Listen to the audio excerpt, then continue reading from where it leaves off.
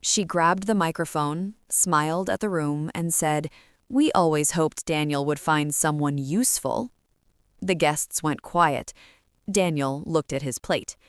That was the moment I decided to end the silence. For good. My name is Serena. I'm 34 years old, and before I tell you what happened at that anniversary party, you need to understand who I am and why none of them ever saw me coming. I'm a freelance video editor and content archivist. I know that doesn't sound impressive to some people. To the Calloway family, it sounded like nothing at all. Gloria, my mother-in-law, had a word for what I did. She called it playing on a computer. She said it with a smile, which somehow made it worse. I grew up in a working-class home. My parents worked hard, kept their heads down, and taught me to do the same. I was the first person in my family to run my own business. It wasn't glamorous, it wasn't big, but it was mine, and I built it from nothing. I married Daniel 4 years ago. He's kind, he's warm, and he hates conflict more than anything in the world. The Calloway family runs a mid-sized event planning business. They have a nice house, a good reputation, and a very clear idea of who belongs in their circle.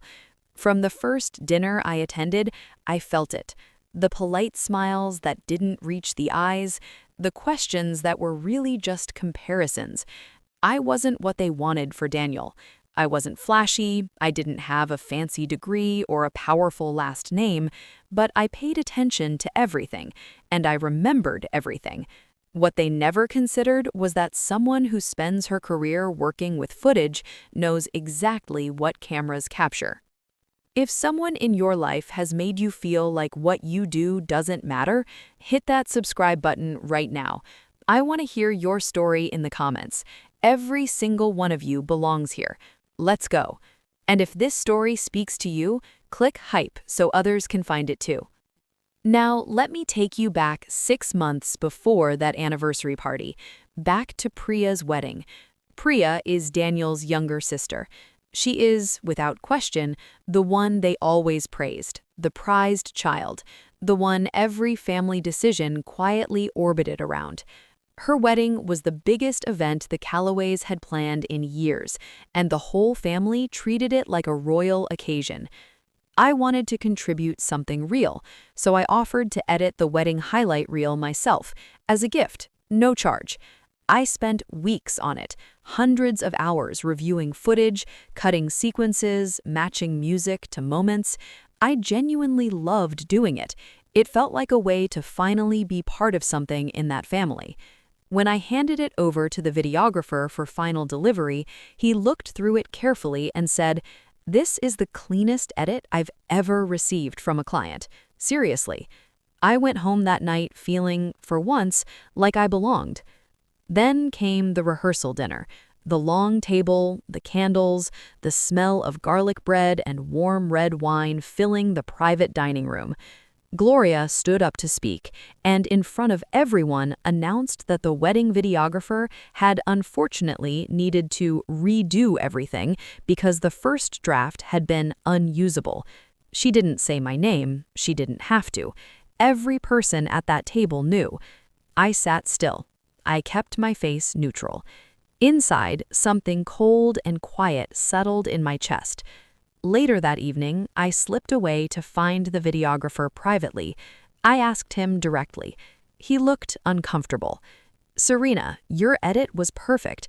I used about 90% of it. I don't know why she said that." I thanked him and walked back to the reception alone.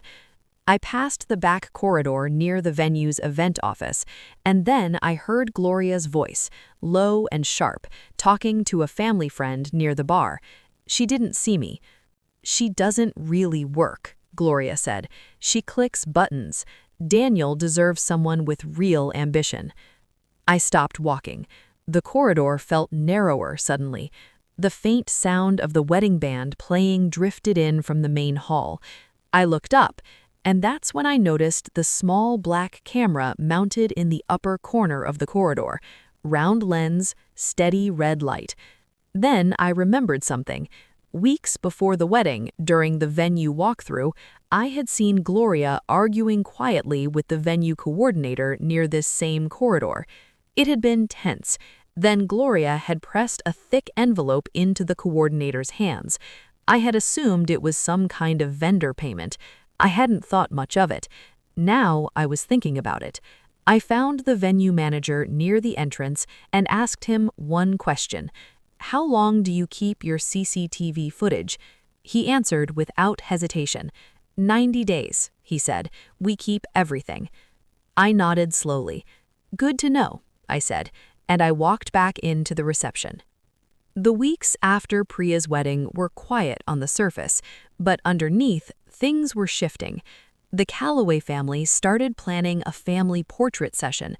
Professional photographer, coordinated outfits, the works. I heard about it from Daniel, casually, after the fact. I hadn't been included in the group message. Every other member of the family had received it, not me. I found out the day of and showed up anyway. When I walked into Gloria's living room, the photographer was already setting up. Gloria looked at me with wide, warm eyes and said, "Oh, we didn't think you'd want to come. You always seem so busy." 6 family members stood watching. No one said a word. Daniel waited until we were in the hallway and then said quietly, "Just let it go, babe." That phrase again. It was his answer for everything. Let it go. I was beginning to understand that let it go really meant, please don't make this hard for me. A few weeks later, Gloria hosted a Sunday dinner. Pot roast and polished silverware and the kind of formal calm that makes tension feel even heavier. The conversation turned to Priya's wedding costs. There had been some budget overruns, and the family was reviewing them. Gloria sighed and mentioned that the video editing situation caused delays that led to extra production costs. She said it like it was obvious, like it was settled history. I set down my fork and asked her calmly to be specific about which delays she was referring to. She waved her hand at me.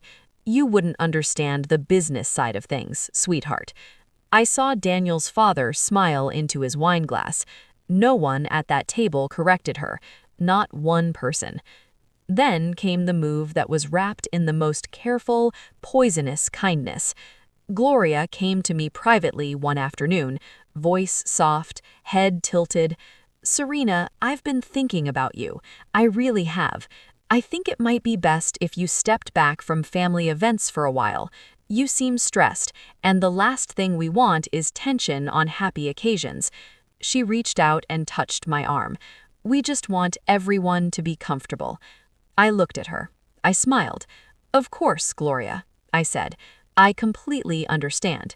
And I meant every word, because I had already made a phone call 3 days earlier, and the clock was ticking.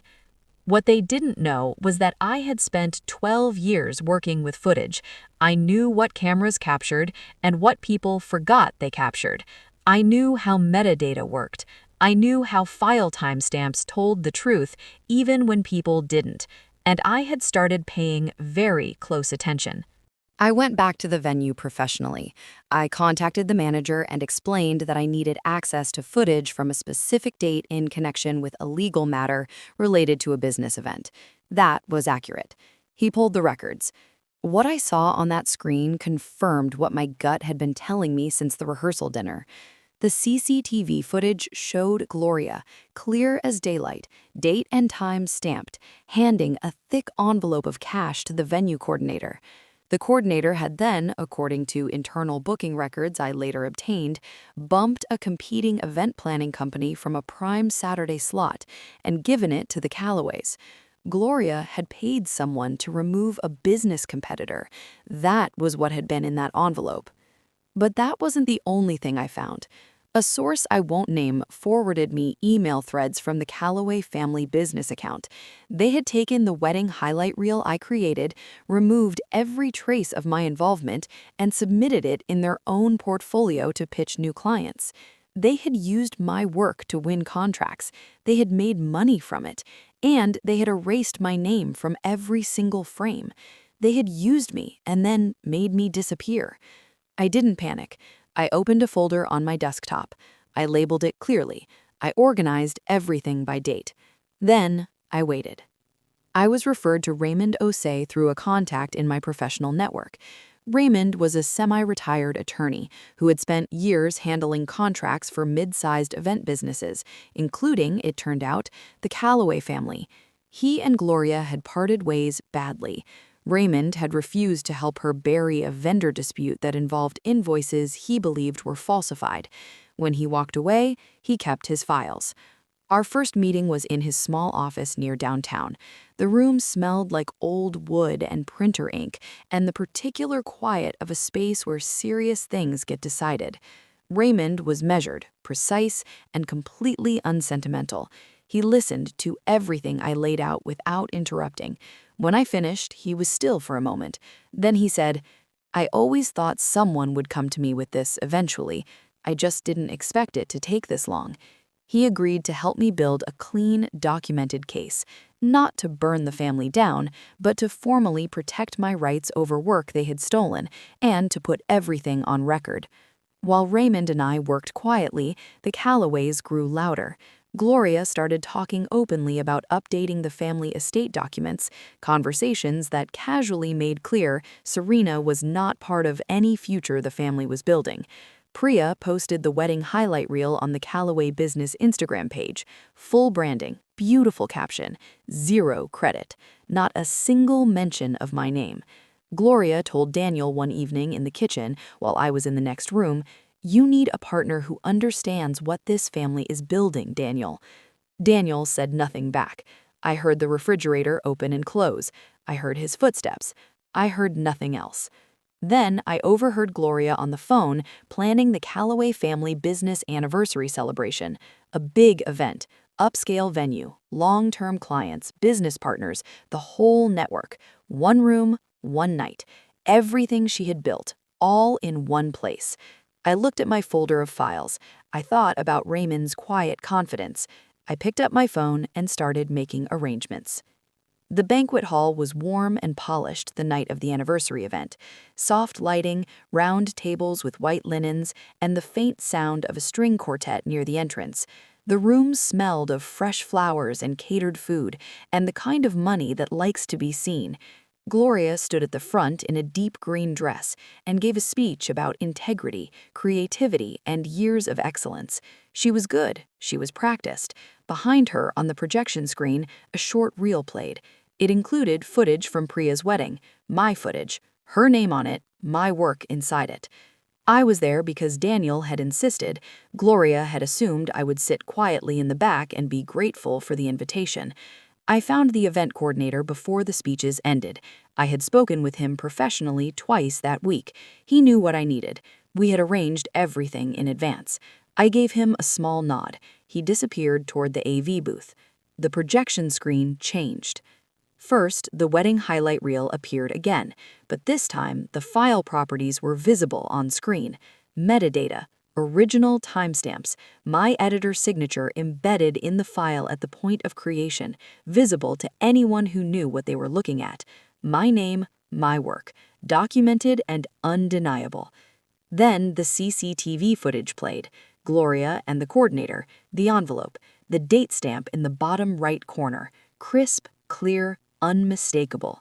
Then the emails appeared, screenshots, the Callaway business address in the sender field, my footage attached, client pitches, my name nowhere. The room was completely still. Gloria stood up fast. "Turn that off right now. This is a private family matter." Her voice was sharp, but her hands were shaking. I looked at her from across the room. "Your clients are here, Gloria. I think they deserve to know what kind of integrity they're actually partnering with." She moved toward me. "You ungrateful little..." Daniel was standing a few feet from me. He wasn't angry. He looked like someone who had just woken up in a house they didn't recognize. He said quietly, "Why didn't you tell me?" I looked at him for a long moment. "I did, Daniel. Every time I asked you to say something, I was telling you. You just kept choosing not to hear me." He had no answer for that. Gloria sat back down. The anniversary party did not recover. The weeks that followed were not clean or simple. Two of the Callaway's major clients ended their contracts quietly. No public statement, just silence and then a formal notice. The venue cash arrangement was referred for a formal review by the Business Bureau. Nothing criminal was ever charged, but the review became public record. The reputation damage was real, and it was lasting. The Callaway business removed my footage from every platform and issued a written credit acknowledgement, which Raymond ensured was signed and filed.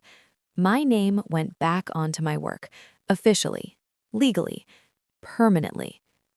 Daniel and I entered a period of honesty that was painful and necessary. There was no easy resolution, no quick forgiveness scene.